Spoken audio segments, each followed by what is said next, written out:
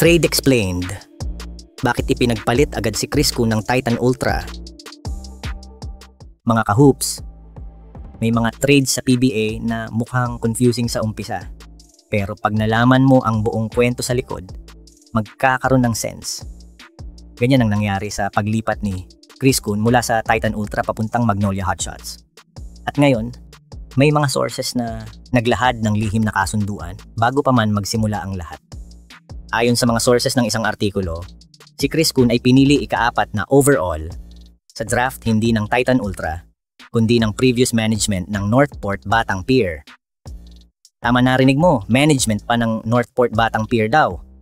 At may kasunduan na bago pa man, ipagpapalit ito sa Magnolia with or without the sale of the franchise.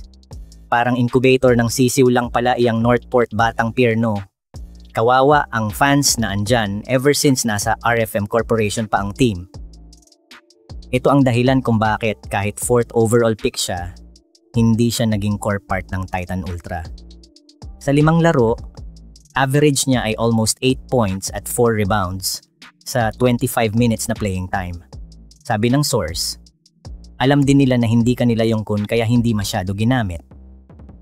Napansin nyo ba na nung draft hindi pa nga officially ang Titan officials ang nakaupo? Ipinakikita lang na ito ay isang arranged deal sa lumang management. Kung alam nilang ipagpapalit si Kun, bakit hinintay pa ng Titan? Dahil matigas sila sa usapan. Gusto nila ng just compensation, isang player na kapalit na magagamit nila kaagad. At yun si Aris Dionisio. Naniniwala ang coaching staff ng Titan na si Dionisio ay isang diamond in the rough na kailangan lang ng mas maraming playing time para mag-excel, sabi ng isang insider. Our trade for Kun was not bad. Dionisio was a good trade. We will give him the playing time. So sa paningin ng Titan, ito ay isang win-win. Teka, mabilis lang to, promise. Quick trivia muna. At ngayon, ang ating trivia of the day. Alam niyo ba na ang trade na ito ay may mas malaking implikasyon?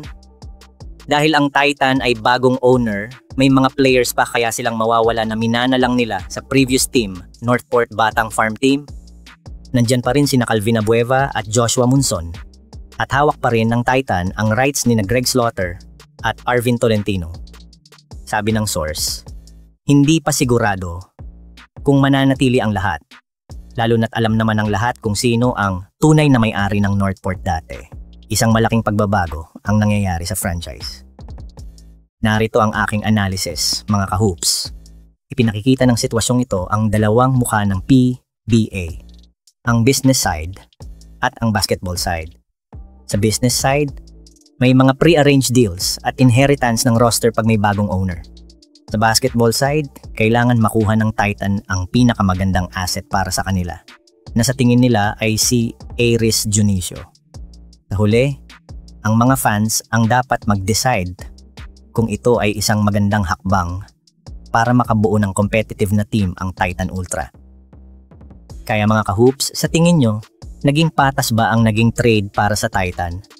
Mas gusto nyo bang manatili si Chris Kun? O tama lang na nakuha nila si Aris Dionisio? I-comment nyo ang inyong analysis. Sino ang mas magiging successful sa bagong team nila?